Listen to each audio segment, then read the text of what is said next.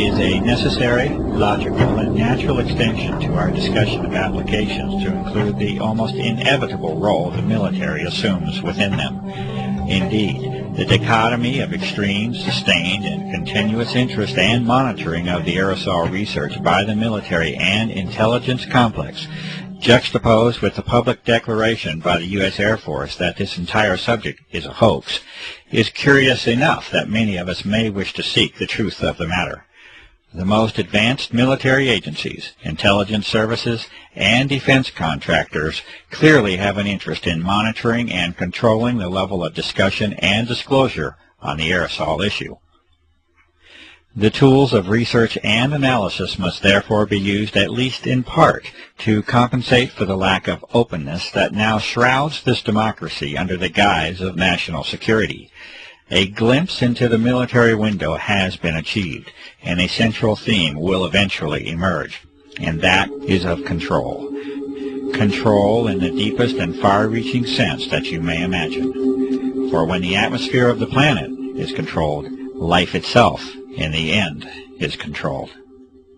With a basic knowledge of plasma physics, that is, the physics of an energized gas or atmosphere, it is impossible to proceed further without at least a brief introduction to the HAARP facility and technology.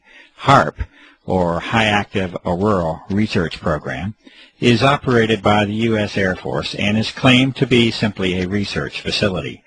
The stated purpose by the Air Force for the HAARP project is that of a scientific endeavor aimed at studying the properties and behavior of the ionosphere, with particular emphasis on being able to understand and use it to enhance communications and surveillance systems for both civilian and defense purposes. It may be this, and then again, it may be more than simply a scientific endeavor. It may also be enlightening to consider United States Patent 4686605 by Bernard Eastlund in 1987 entitled, A Method and Apparatus for Altering a Region in the Earth's Atmosphere, Ionosphere, and or Magnetosphere. There are many who have sensibly concluded that this patent essentially represents a blueprint for the HAARP facility as it has been constructed. This patent makes mention of numerous objectives and methods of operation that far exceed any scientific endeavor alone, and references the work of Nikola Tesla as a source of historical contribution. The amazing inventions and achievements of Tesla with respect to energy transfer and amplification, including the use of the atmosphere as a medium for sending energy from point A to point B, are well documented.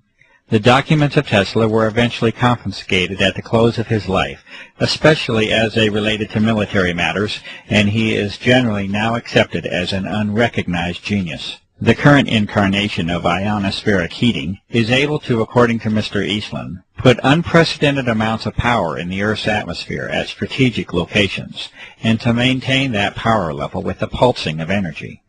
This patent also recommends the use of large clouds of barium so that ionization by sunlight will increase the electron density within the plasma environment.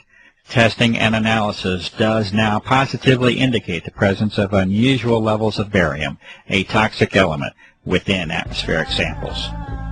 The amount of power inherent in the design of the HAARP project is further indicated by Mr. Eastlund stating that the present invention can be formed to simulate or perform the same functions as a detonation of a heave-type nuclear device without actually having to detonate such a device. A heave weapon has the effect of lifting the magnetic field of the Earth itself and involves the expenditure of massive amounts of energy. The patent is further stated to have numerous military implications, including the enhancement of or interference with communication and guidance systems, including those of airplanes and missiles, radar interference, missile destruction, weather modification, material transport of micron-sized particles, and molecular change of the atmosphere are each mentioned as further applications of the patent design.